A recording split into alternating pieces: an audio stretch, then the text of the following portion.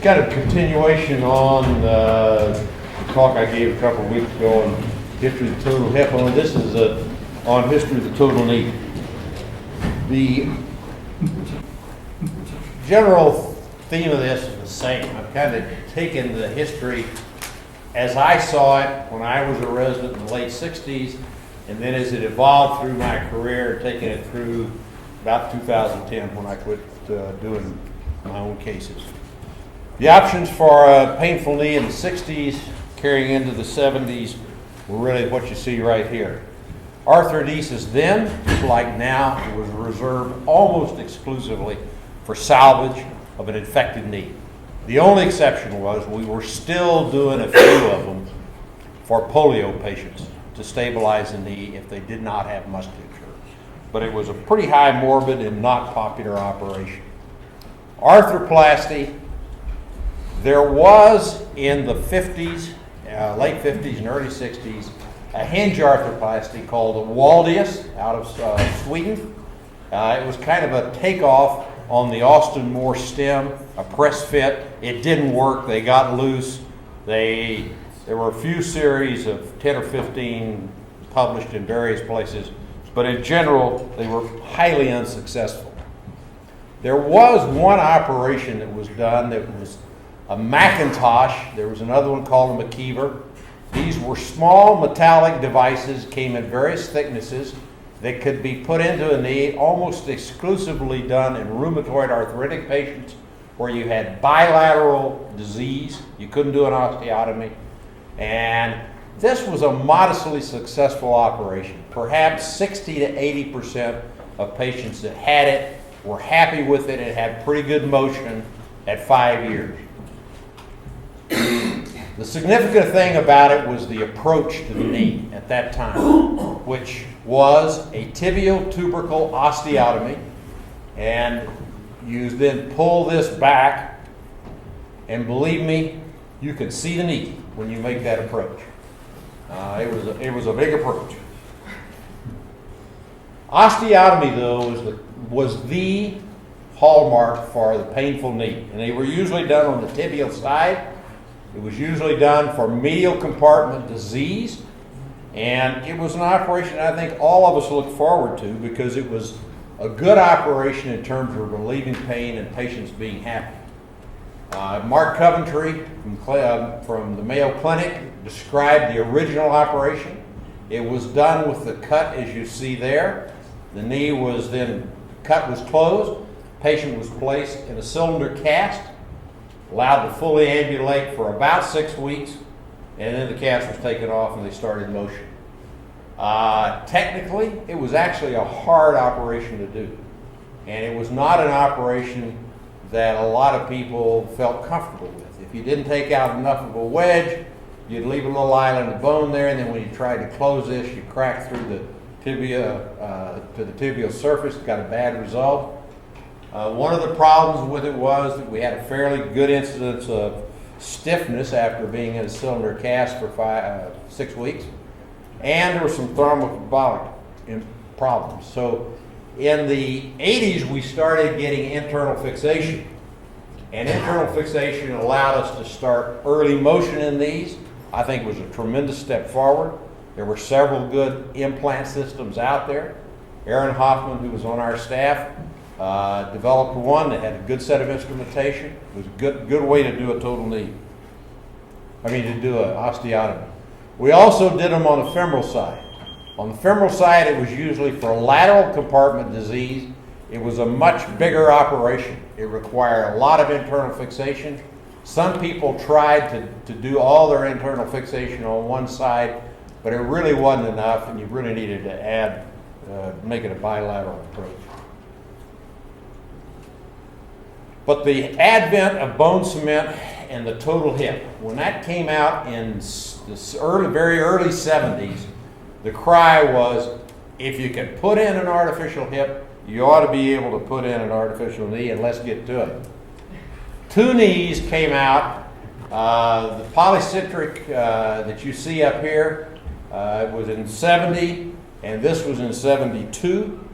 The polycentric was devised by Gunston. He was from Ontario, Canada. He was John Charnley's fellow, doing a fellowship in 69 and 70 when he came up with the concept of these two runners with a polyethylene component. He actually never really promoted the knee. I never heard him speak. The two guys that really promoted it were LFA Peterson and Dick Bryan, both of the Mayo Clinic. And they were very enthusiastic about this, and on academy courses through the 72 to 75, these guys presented some big series and did fairly well. The problem with the thing was there was virtually little instrumentation to it, but the runners, if you left any kind of slack in the knee, they had sublux. And that was the big problem with it. It also had problems like all of the early knees with settling of the tibial components into the tibia. At the Mayo Clinic, at that same time, the chairman was Mark Coventry of the Coventry Osteotomy. Dr. Coventry was probably one of the finest gentlemen I've ever met in my life. Just a super, super guy. One of his former residents, a guy who was practicing in Corpus Christi, Texas, came up with the concept of the geometric knee. It was this kind of a shape. He went to Dr. Coventry, said, you know, I think it's a pretty good thing. And Coventry liked the idea of it, and Dr. Coventry talked to his various friends. At that time, I think he was either just president of the academy or about to be president of the academy. He had been on the board, everything. He called his friends, and he called Dr. Coleman. And Dr. Coleman said, I don't think I'm going to get into that. Said, but I got a boy that'll come out there and work on it with you. So Dr. Coventry formed a study group of 12 people, and I went to the Mayo Clinic to be part of the study group to look at this and start doing an initial series to make a combined report on it with them. And we had a meeting. We were there for 2 days. The concept that was put forward was you were going to implant this, looking something like that. We watched Dr. Coventry do a couple of cases. He did both of his cases through that approach that I showed you from McKeever. That was kind of the standard, what people thought should be the approach. Some guys in the group were talking about doing a median parapatellar approach. That seemed kind of radical to other people there, but we spent most of the time discussing the approach. We almost did not discuss instrumentation at all. The concept was that you were trying to have that service in that position, and therefore you needed an instrument. And the instrument, literally, the only instrument with this set, was a little piece of metal, a 1/4 inch across. It was shaped like that yellow right there. And you could kind of hold it down and say, well, that's a 45-degree cut, so I'll make that cut right there, and I hope I can get my implant at that position. The other thing they decided, I just had to sit there and listen, was that the knee wound was probably going to be a problem, so everybody would get a bulky Robert Jones dressing applied. That dressing would stay on for 1 week. A week after you operated on them, you brought them back to the operating room, took the dressing off, and manipulated the knee and started physical therapy. It was also decided that if you wanted to try the median parapatellar approach, you could do it, but it would be advisable to make it easier to always do a complete lateral release of for the patella. And that was the standard protocol. We all jumped on it and started doing it. The actual results were better than you might think for. This is a patient that you saw. We did her in 72. That's what she looked like in 73. Pretty good motion. Happy with it. Lee Riley, who was part of the study group, reported on the 88 cases at 5 years. 80% of them were, quote, satisfactory. They didn't have a knee score because there was no knee society. This is just some of the cases. One of the problems with this, like all of the early knees, was tibial components settling down into the tibia. People started talking about the fact that in the tibia, the bone is much, much stronger the closer you are to the surface. Maybe we ought to be getting thinner implants. Let's do something not to be implanting down into the metaphyseal area of the tibia. But some of these did pretty well. This is a case of mine. That's their 20-year follow-up on her. She'd come in for me to do her other knee, which I did. So this is the 5-year follow-up on that knee, 25-year follow-up on that knee. One of you guys on the service has seen this lady in the last 4 or 5 years. The knees are still in, and the knees are still doing well. You say, well, why did they do it? It's because we accidentally got them in, aligned properly, and got enough surface area on that tibia that it didn't settle out on us. It was inevitable in this time frame that people were going to say, let's try hinges. I mean, they're a heck of a lot easier to do. Cement ought to make them work. The problem with the wall disc was that it got loose. Cement ought to make it better. They were tried by a lot of people, me included, and loosening was a major, major problem, even with cement. And not only was loosening a problem, but there was also fracture problem in some of the earliest ones. This was a Guépard out of France, probably became, for anybody that wanted to cement a knee, became the knee that was used with cement, if it was a full hinge and fully constrained. Now then, you might look at this and say, why can't that guy get good flexion? I just had to show this case. Believe it or not, guys, in the late 60s and early 70s, a great deal of orthopedic surgery was done by general surgeons. And especially out here in the West, general surgeons in small towns strongly resisted orthopedic surgeons coming in and getting their business. This was a general surgeon's case from Kansas. And you might say, well, what went wrong with this case? Well, what went wrong with it was he put it in upside down. If he had put it in right side up, it probably wouldn't have been near as bad a result as it was. It sure as hell wouldn't have been as hard to revive. One of the early, well thought out, highly constrained knees was the spherocentric. And I show this to you because Larry Matthews from Michigan was Charlie's chief. And Charlie had the privilege of taking a whole ton of these out. Matthews is a brilliant guy. This guy has a long-standing career in bioengineering and orthopedics. Herb Kauffer became chairman at Kentucky. This was a well-thought-out knee. To my knowledge, this is the only orthopedic implant that has ever made Scientific American for publication. It actually made the cover. It was, I thought at the time, they had a lot of good thinking in it, but everybody was concerned about its size and bulk. And unfortunately, as a relatively fully constrained knee, loosening on both sides was a major problem, and even more major was the deficit that this thing left behind. And you've got to remember, at that time, we had no revision components or anything like revision components or instruments to do revision surgery. 73, the UCI, University of California, Irvine, Ted Waugh came out with this knee. Again, you'll notice trying to save both cruciates. You might say, well, that's starting to look kind of like a real knee. Why didn't they make a real knee out of that? Why wouldn't we do it and make it look like a real knee?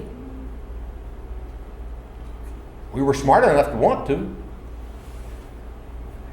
The answer was the same answer I gave you back on the hip. Orthopedic industry was very, very infantile, or was just starting it. The companies didn't know how to cast a femoral component without it warping on them. And they were struggling with the manufacturing. So what we wanted just couldn't come out. There were some other attempts. You could make something like this because it was very, very thin and the casting wouldn't warp. This is the Leonard Marmer. Marmer was UCLA or USC, one of the two, chairman. His concept was we had just gotten air power tools and you could burr bone, and he proposed this component as a bilateral replacement.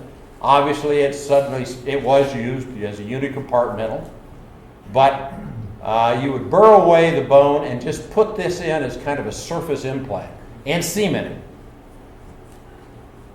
They made it in all sizes, and unfortunately people were getting worried about the bone and it settling, so everybody tended to use the thin one, and that was when we found out that polyethylene under high loads, if it's less than 6 to 8 millimeters thick, it's going to cold flow, fracture, and give real problems. But overall, in the right hands, there were some very good results in this knee. These are two names I'm going to show you 3 names here in a minute to remember. John Insel and Peter Walker. John Insel was in early mid-career in London. Was a very prominent thinker, a good man on the knee. He was recruited by special surgery to come over in 1969. He brought with him Peter Walker, a young PhD who has gone on probably to be the foremost authority on surfaces and polyethylene. Has helped design every knee since that day to today. He designs for every company that's out there. He's really a bright guy. But they started working with these concepts you see here. These were the unconstrained. This was their constrained. Special surgery had its own foundry and made its own implants, so they could work pretty danged easily. Concepts started to get better and better. One of the things, though, was as we were putting these knees in, even if you got them in so they looked pretty good, you would often have patients that you couldn't get the range of motion you thought you should have had. The Orthopaedic Research Society was really being bombarded with knee papers at that time. People were starting to look at how the knee moved, started looking at the soft tissue constraints, started talking about instant centers or rotation around the knee. What would happen if you put a knee in that the instant centers were disturbed? You could get it cam effects, damaging the surfaces. You could have, if you didn't get everything balanced right, a ligament like the posterior cruciate could very well cause a cam effect. It acquired the name of kinematic conflict. And the general consensus by about 72 or 73 was the knee is really, really complex, and the most complex things are the cruciate ligaments, and we probably can't design a knee that's really going to get away from this problem of kinematic conflict. So people started thinking maybe the cruciates aren't worth saving, even though everybody was trying to save them. Freeman Samuelson was a knee of about 1972. Michael A.R. Freeman, probably the best speaker I have ever heard. Englishman at the Imperial College of London Hospital. He and one of his engineering colleagues designed the roller and trough. This was never much of a design, but he was a real thinker. He and John Insel were childhood friends, grew up together, went to college together, went to medical school together, and the two of them collaborated a lot. At New York, Insel and Walker came up with their total condylar knee prosthesis, and with it introduced some concepts of surgery that had been worked out by both Mike Freeman and John Insel. The Flexion-Extension Gap technique for doing the surgery, and Freeman brought the concept of the soft tissue release. He had seen this with a South African surgeon and thought this is something that has to be in total knees, something we hadn't even thought about. Keep in mind that at that time, they had the option of 2 and sometimes 3 sizes for the femur and 3 sizes for the tibia. So you didn't have a lot to work with. They said, look, let's not try to go overboard here. Let's try to accomplish getting a knee in that has a mechanical axis with the hip, the knee, and the ankle in a straight line. Let's have the implant surface be at 90 degrees to that axis. Now these guys knew that the joint line was in 3 degrees of Eris, but they said, we aren't going to deal with subtleties here.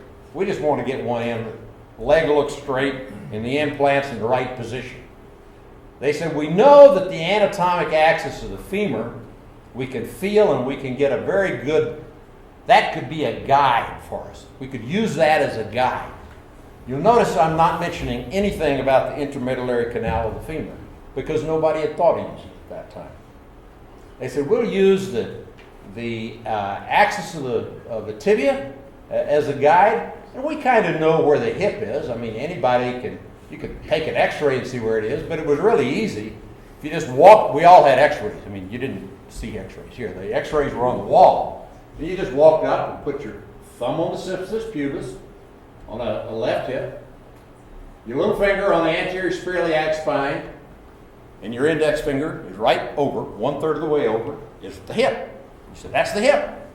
So how we can figure out how your leg's straight, figure out where the hip is, hold something straight down, like a bovie cord, hold the bovie cord down along the leg and say, if we get the leg back to that, we're doing well. So they started with the flexion-extension gap, an instrument to guide off the tibial shaft, which you could palpate, with a cutting guide here, just a little platform. It said, cut across that, guys. Cut it as thick as the tibial component is going to be. Take that out. That takes out any constraint from the cruciate ligaments. If the leg is still not quite straight at that point, it's in a little bit of varus, you can go over here and do a soft tissue release. If it's in a little valgus, you can do a soft tissue release here. Bend the knee down, have a cutting block that is the combined thickness of the tibial and femoral component. Set it on top of your cut, and then just make the cut on the femur. That then gives you your flexion gap. Straighten the leg out, put a little tension on it, use a lambda spreader on each side, put a little tension on it, take your cutting block, set it on this, and then make the cut. And you've got the flexion and the extension gap. And you got the leg straight. And that was what they were trying to accomplish. That really, really helped all surgeons, no matter what kind of an implant they were putting in, start getting the operation a little more accurate. Some very valuable lessons were learned. Changing the tibial component size or position of flex equally, the flexion and extension gap.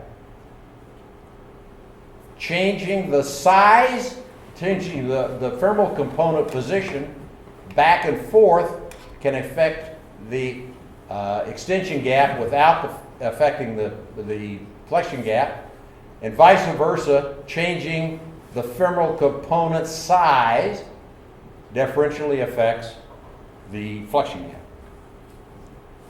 Problem solving with flexion gap is pretty damned intuitive, and the other thing about it that is different is that it's self-correcting. If you're a little off on your tibial cut, your counter cut on the femoral won't accentuate the problem.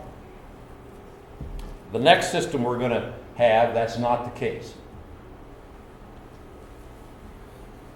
With only 3 sizes of femur, how did they handle in-between sizes? Well, their system, they didn't name it that, but it was posterior referencing. So you had your choice if you were in between. If it was too big, you could put it in too big and just cement it there.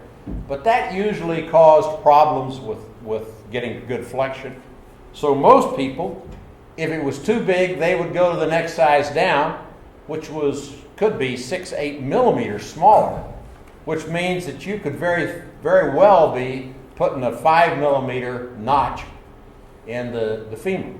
We did that, did it a lot. There was an incidence of fractures associated, stress fractures associated with this, and that came the fear that you'll hear your attendings say, oh, don't notch the femur. Man, I'm telling you, when you're notching the femur and it's the width of your saw blade, that's not a notch. When we notched the femur, we notched it. I mean, big, 1/4 inch. That's what got the fracture. Little bitty things like you see with current day implants, it's not an issue. Mike Freeman, very, very shortly after they developed the Flexion-Extension Gap technique, soft tissue releases, Mike Freeman came out with the Imperial College of London Hospital implant. This is 1977, 76, 77. Really a unique implant. Polyethylene, had these little fins on the polyethylene pegs, so when you put it in, the fins would deflect and you couldn't pull it off. He called them magic pegs. He made this. It came in a size that was way too big for the tibia, and you had a little tinfoil thing that you'd put out on the top of your tibial cut, push it down the edges of it. It gave you the shape of the tibia. You put it over the implant that you had and kind of made a little template with a methylene blue, marked it, and you had it at the table, the polyethylene cutter, the toque cutter, and toque cutter. And then you would shape this so it perfectly fit the outside. That was his answer to getting rid of tibial settling. Very unique concept. Cutting that polyethylene in the OR, it made a little bit of a mess, but not too bad. The problem with it was that at that time, his manufacturer couldn't put a patellar groove in. This was a flat surface. They hadn't got the ability to make that, so you had to make this a very long, sweeping cut. He devised a special saw for it. His engineer did, toque, and a toque saw. But the real problem was not only did the guys have trouble making that cut, this patella on that flat surface tended to sublux off really bad. There were some good results with it, but very shortly in 1980, the Freeman Samuelson knee came out. Kent Samuelson was a resident in our program. He finished in 1976, went to arrange for him to go over with Mike Freeman for a year. He and Mike became very, very good friends, collaborated on a lot of stuff, and they came out with this design. Kent was our partner here till 81. He came back from his fellowship, joined Dr. Coleman and I, and in 81 he left and went to take over Hess's practice of joints at LDS Hospital. At the same time, Aaron came here to join us, Aaron Hoffman. But they came out, still the magic pegs. They added the magic pegs to the femur. This knee never gained any popularity in the U.S., but was extremely popular in Europe. Extremely popular. By this time, Insel had started to see some problems with the total convert prosthesis. Mainly that he could get sublux, that some of these sublux, the tibia would sublux out from under the femoral component and lock up. By this time, in that short interval, Peter Walker had left and gone to Boston, to the Brigham Group as their engineer. Al Burstein joined John Insel. Burstein is a big name in bioengineering.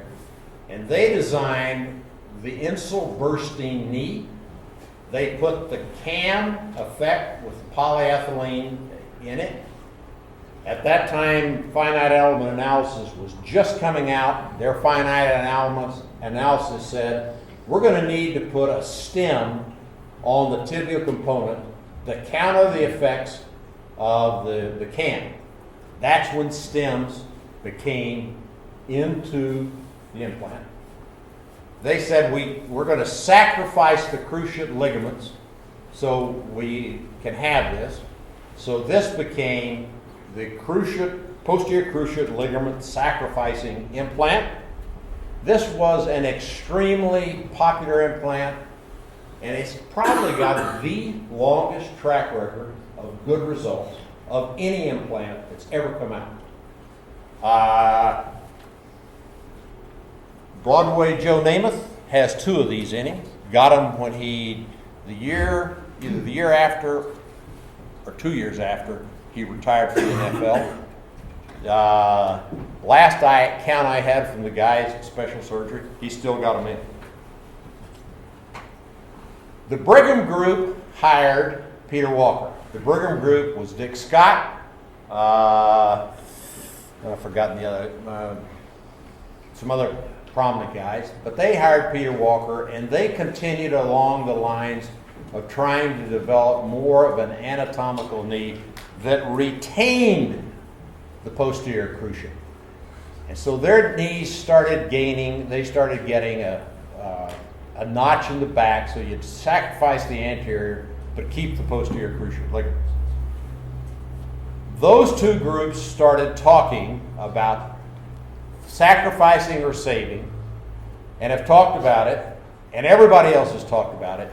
There has not been a major postgraduate course knee meeting since 1978 that hasn't had a talk on, I'm for posterior cruciate substituting, I'm for posterior cruciate sacrificing. In the years that I was on the circuit, I have talked both ways. You can look at it, the data simply does not show that one's any better than the other if they're done right. But they're still on there. I mean, every course I see, there's somebody still talking about this. It's really not, there's not a black and white answer that one way's better. Meanwhile, in the world of people looking at things, there was the dreaded radiolucent line started to being looked at. And people started saying, man, if you see that around a hip or a knee at the cement bone interface, look out. That implant is loose and it may have trouble. So everybody started looking at radiolucent lines at about this time frame. And they were really right. Not all radiolucent lines went on to loosen completely. But if you were going to have trouble, that was where it would be. So people started trying to solve it. They didn't want that going to that. The guy that really worked it out was Joe Miller. He pointed out, called it composite fixation. He said, if I can get total interdigitation of the cement with the bone, and I can get rigid fixation of the cement, or get interdigitation into the implant, it will act like a composite. There won't be a shear face at the surface, and we can eliminate the radiolucent line. He had an implant made that had a porous surface, not porous for bone ingrowth, but porous for cement penetration. And he got his composite fixation and literally eliminated the radiolucent line. This was a very good knee. It worked really, really well. I don't know, I think that one's 20 years follow-up. They're still around and they're still doing fine. But cement disease came in. I told you about it. You know, all of a sudden we thought, oh, cement disease there.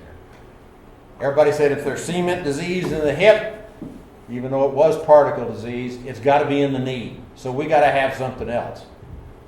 So in about 1980, late 80, the porous-coated anatomic knee came out. It had the beads that you see, and it had a great instrumentation system.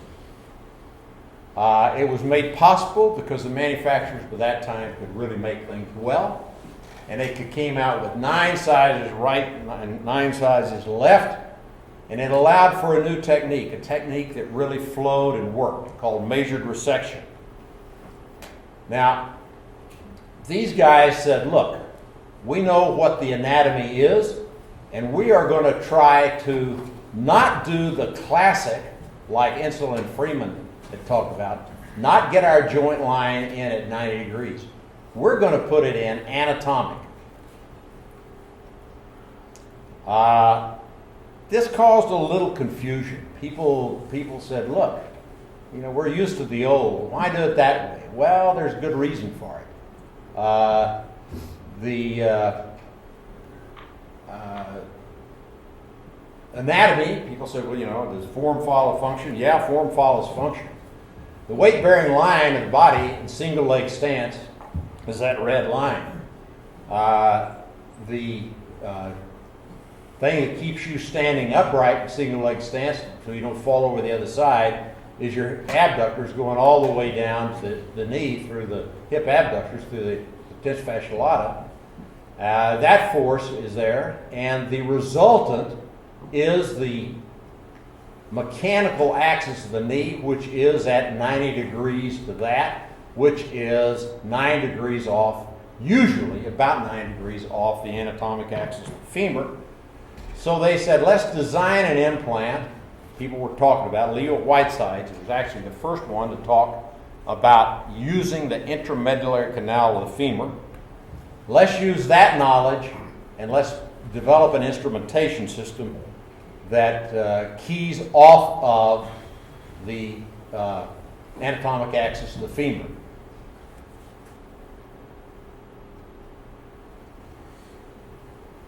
The original study group, which I happened to be in, did the knee with PCA instruments going anatomic. I thought it was a good system. I enjoyed using it. It was very, very workable.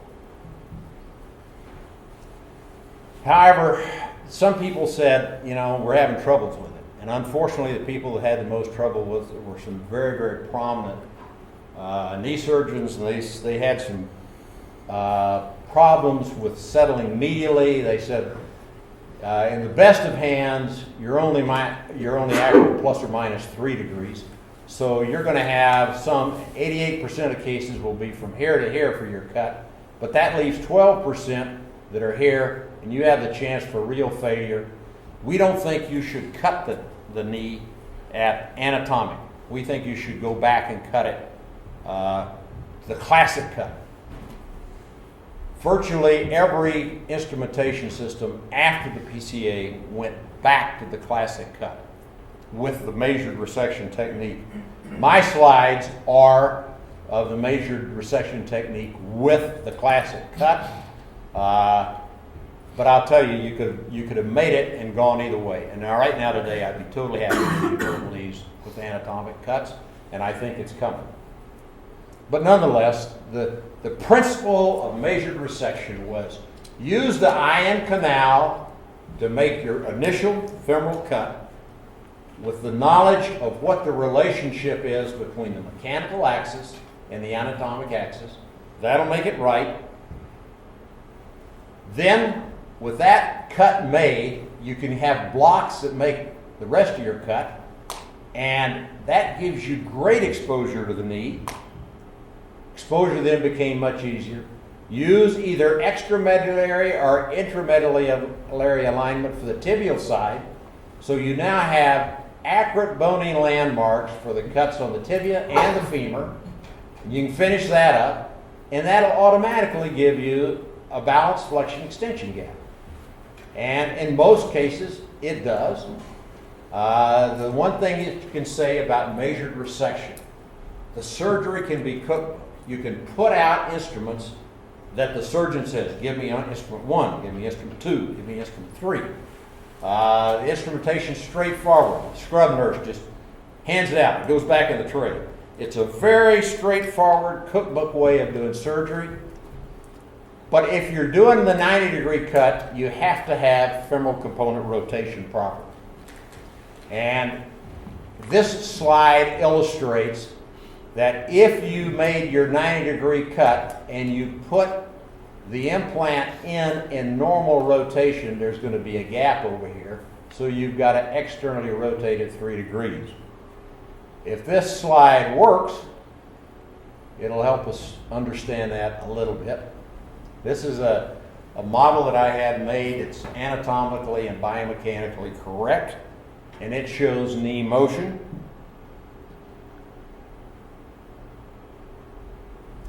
So for anatomic cuts, if you make your anatomic cuts, you're going to be taking off equal bone on both sides of the femur, both sides of the tibia. When you make your cut On the back side of the femur, you're going to be taking off equal amounts of bone. And when your implant goes in, it'll be in alignment. If you're making classic cuts,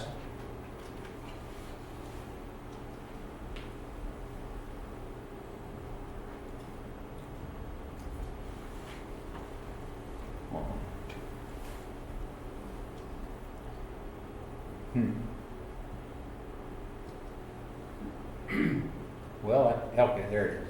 If you're making classic cuts at 90 degrees, it'll be balanced. You've taken off asymmetrical amounts of bone on the femur and on the tibia. But notice that for your posterior condyles, you're going to have to take off a little more bone medially, a little less laterally, which in effect rotates your femoral component. That caused a lot of confusion when we first came out with this. How do you get the rotation right? Well, you guys know you can use your lateral you can use the epicondyles, use the epicondylar axis, you can draw Whiteside's lines and go 90 degrees to it, rotate the component 3 degrees off that. You can use the posterior condyles, it's fine if it's normal anatomy. If they have a hypoplastic lateral femoral condyle, you can't use it. But the real issue is, how do you make corrections when components don't fit? When your trials don't fit? Well, you go back to the principles of flexion-extension gap balancing.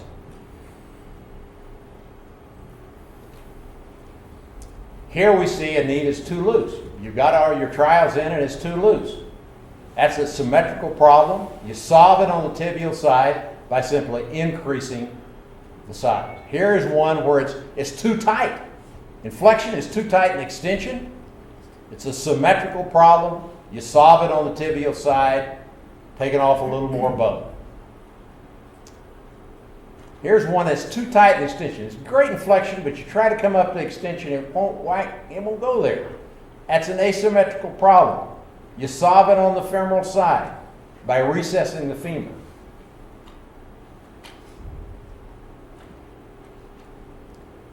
What about if it's too tight in flexion? It's great in extension, but you can't get her back in flexion. It'll just barely go back. It's an asymmetrical problem. You solve it on the femoral side by downsizing. Here's one. It's loose in flexion. Really, it's fine in extension, but it's loose in flexion. Obviously, that's an asymmetrical problem, and you've got to solve it on the femoral side. The issue is, though, sometimes when you go up in the size of the femur, you go up too much in width. You're going to have trouble with your patella.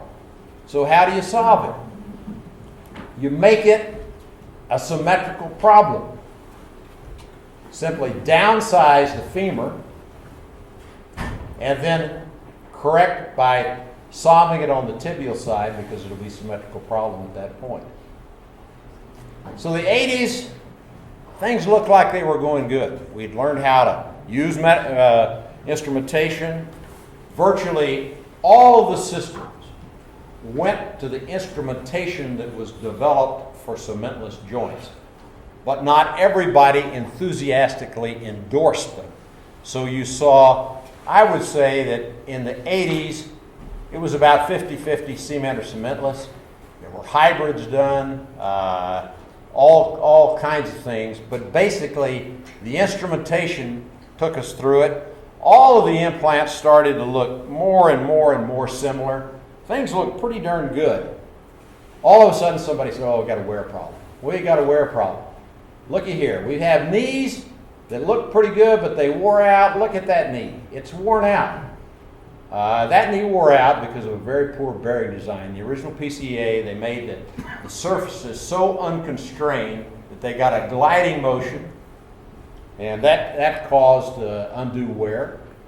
Poor surgical technique. We were so wrapped up in the early 80s with not having tibial component subsidence that we were really obsessed with putting in thin polyethylene components. We had polyethylene failures. We had companies trying to improve polyethylene because polyethylene wasn't working in hips. They thought it's not going to work in knees. Let's try to improve it. carbon fiber reinforced, total disaster. Heat pressed poly, bad poly, didn't work. A very popular knee system had a real problem with osteolysis under the tibial tray, not because of wear between this surface and between the femur and the tibia, but because they had a poor locking mechanism, and the tibial component oscillated around all this, and that surface wasn't even polished. But people said, oh, we got a real wear problem. But if you were looking at our results, even a knee that was like the old original Miller, or the PCA, or the Miller-Galani 1, if they were put in right and they had good poly, you weren't seeing the wear like you were seeing in hips. So the question was, how were we defining wear? These are two shoes out of the same household. You can see it's the same bedroom rug. That shoe probably was worn 3, 4, 5 times. Heel fell off of it. An engineer would have to say, that's wear. That's wear. It's poor design. It's wear. That shoe, you can tell it's gone through at least 10 winters wading in the snow. After all that mileage, it finally got a hole in it. How you define wear might define on how you go at solving a problem. I think I'd solve that problem by trying to get a better design. I don't think that's a real problem. I mean, that shoe was due to wear out. It's been a long time. So was wear a problem? Yes, for catastrophic failure in knees. No, as we commonly understood it, and definitely no, as we were seeing it in hips. But we got a solution to it. The solution was the meniscal-bearing tibial trays and mobile-bearing platforms. This is a bad deal. In these devices, the wear is adhesive, just like in a hip. The particles are small. Osteolysis can be a problem. But significantly, you're introducing surgical instrumentation and technique that can give a whole additional set of problems. The meniscal bearing enjoyed a very brief period in the early 90s of enthusiasm, and it's gone pretty much away. I'm not aware. I don't know about whether Chris and Jeremy are seeing it at meetings. Anybody still talking about mobile bearings? They're still used in some areas, especially in Asia, and then of course we hear about it because of the Oxford partial. Yeah, there's been even as recent as optics 2 years ago, they were talking about wear rates on the bottom side of the mobile bearing tray and potentially better long term. I mean, there's still discussion. Kind of a solution for a non-problem, as I saw it. Then we entered what I would consider silly solutions for non-problems, and this was kind of the last 15 years of my career. Computer-assisted totally arthroplasty. Why did that get some interest? Well, guys were looking for something to do, and we had computers, and it looked like a good idea. And so if you were willing to spend $300,000, hire a technician, start doing it, yeah, you could do total knees. Some guys said, oh, when I compare the knees that I did for 10 years with traditional instruments and the knees that I'm doing now with computer assisted, I'm getting better results. Read those papers. All of them were using a knee instrumentation system that had no way to account for variation in the anatomy of the femur. If you look at most femurs, most of them have around 5 to 6 degrees difference between the mechanical and anatomic axis. But if total hip's in there, it can be as little as 2 degrees. So maybe 6 or 8% of patients have the potential to have 3 to 4 degrees difference if you're using an instrumentation system that has a variable slot down here. So if you used a computer, you could improve over this by that amount, and that's just exactly what those papers show. And it's never shown any difference in the outcomes of the surgery. Even with variable angle distal femoral resection, you still see guys that don't account for the differences between patient to patient. They just always use the same angle, so it's the exact same. And one of the things that it goes back to is that that many, many people don't have access to a long-standing film. People that practice in medical centers where they're scoliosis surgeon, we're going back to prior to the old days when you took real x-rays. The private practitioner in his office could take at most a 12-inch film. And you had to be in an institution that could take a long-standing scoliosis type film. So a lot of guys didn't have access to get the x-ray to show what the difference is. And it was just easier to use that fixed degree. And it was easier, and it was done. But that's what it did. Now then, what about minimally invasive surgery? I do not want to appear sexist, so I'm going to say, on that knee right there, what's the difference? Or on this knee right here? If Jeremy put an incision from here to here, and Chris put an incision from here to here. It'd be the other way around. Okay, other way around, whichever way it goes. Is that ugly knee going to be any less ugly with that kind of an incision? And I'm going to say, no, you're running a mile to jump a foot ditch.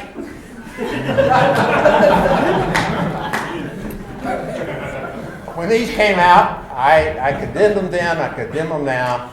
This is trying to get around you having to figure out what the variable is in the mechanical axis and the anatomic axis of the femur. This instrumentation is saying, I'm not going to take the time to do pre-op workup and a pre-op templating on my patient. I'm going to let a company do it for me. Then I'm going to use cutting blocks that are of poor quality material, and hope that I get a better result than somebody that can think their way through a total knee.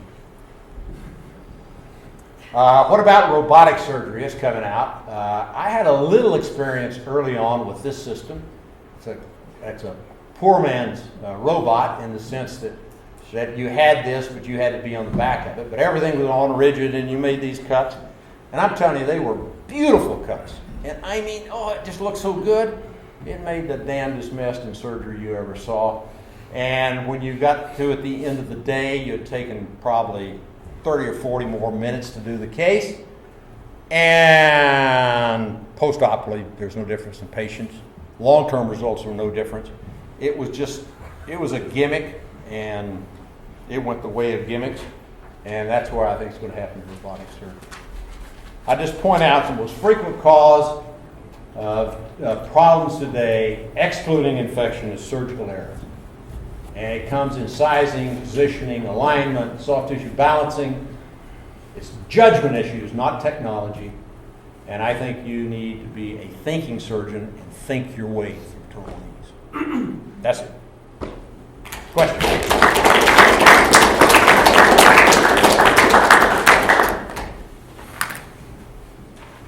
Yes, sir. Do you think the robotic stuff is going to come back and be something, or do you think it should be done? You're going to have to show, I think, that it can be significantly improve the results. And one of the things that's always been in the background here is that in our business, in our world, there are surgeons who do a lot of joints, a lot of hips, a lot of knees. They do them day in and day out. They think about them, they worry about them, and they get pretty good results. And we've got a whole bunch, over 90% of total joints are done by guys that are doing 5, 10, 15 cases a year. Now then, are the robots going to make those guys do better? I think on a few cases they could. But the problem is that you're still going to run into problems when the robot doesn't work right and what have you. In the hands of a guy that's doing a lot of surgery, if he's using a robot, he's going to be able to think his way through it. If you're doing 5 or 10 a year, you're not going to be able to think your way out of your problem. Remember, we don't get judged on the 90 cases that do well. You get judged on the 10 that do terrible. And what you want to do is when you get to the end of a case and say, oh, something's wrong here, you want to say, I don't want to be this one of the 10. I can think my way out of this, and I'll only have 9 bad results this year. Or maybe I can get it down to just 2. So I don't think so, but I could be wrong. I don't think it's the way to go. I think the way to go is neat, clean, well thought out instrumentation. Not a lot of gimmicks. Use it well, use it fast. Know how to think your way through it. And know how to think. And if you think that you know what I've just told you about alignment, I'll give you a little challenge. And this is true whether it's on this talk or any talk that somebody gives you on principles, what have you. The only way you know that you know something is if you can teach it. If on the next time you're scrubbing on a total knee, take the medical student aside and tell him, now we're going to do this knee, and here's our rationale for it. Here's why we're putting the guide in the femur. Carry him through and teach him. If you can teach it, you know it. And I think that's the way you ought to look at your studying, for boards or anything else. If you can teach it, you know it.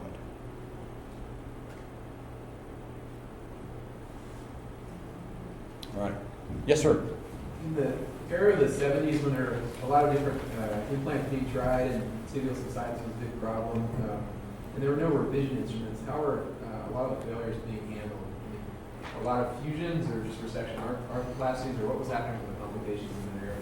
They tended to go to somebody that was doing a fair number of them, and they would do the revisions, and you did the revisions really with seat-of-the-pants surgery. I can show you some old revisions that I did that, we didn't have blocks. You guys have these little blocks you can put shims on the bottom of the tibial components. We didn't have those.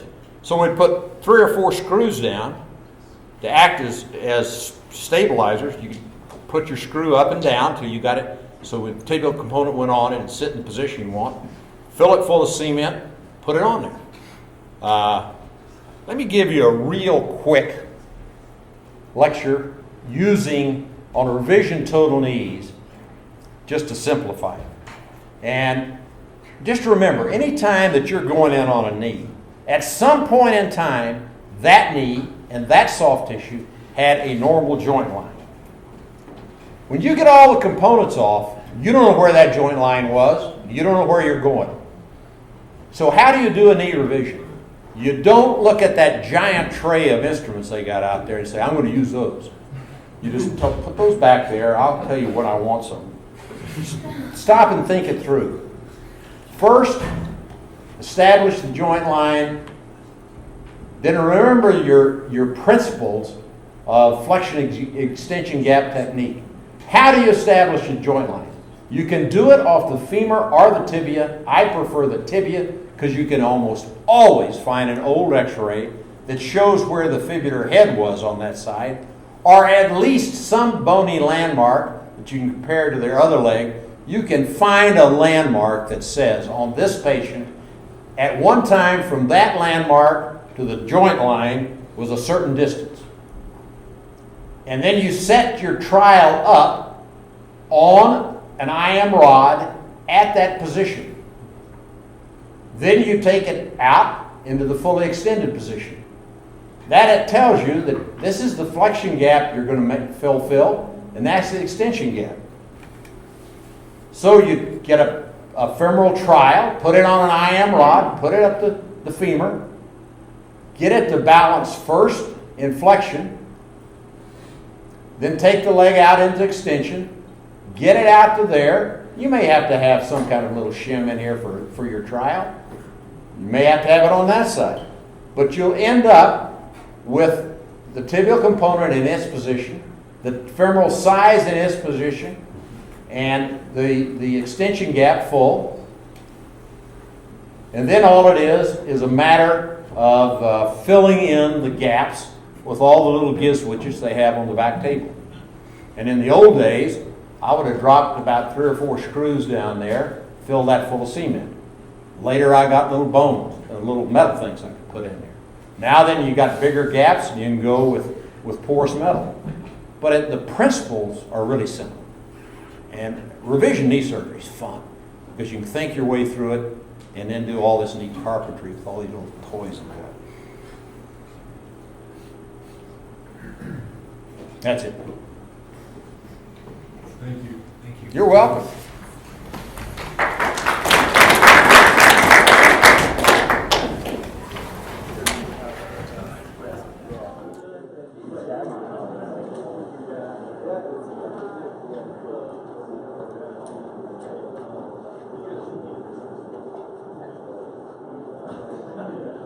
You want that? May I?